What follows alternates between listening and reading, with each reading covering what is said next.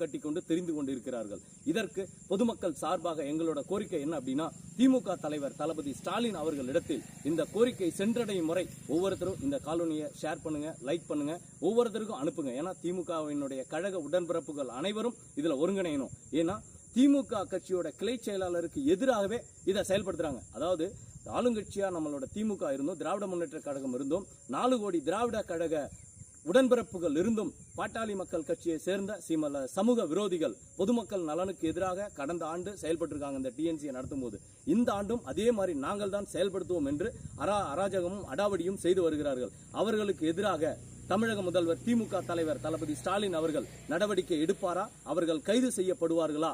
என்ன நடக்கும்? பொதுமக்கள் நலனுக்கு எதிராக இந்த டிஎன்சி செயல்படுமா, இல்ல பொதுமக்கள் நலனுக்கு ஏதுவாக இந்த டிஎன்சி செயல்படுமா என்பதை பொறுத்திருந்து அடுத்தடுத்த காணொலியில் உங்களுக்கு தெளிவுபடுத்துகிறேன். நன்றி, வணக்கம்.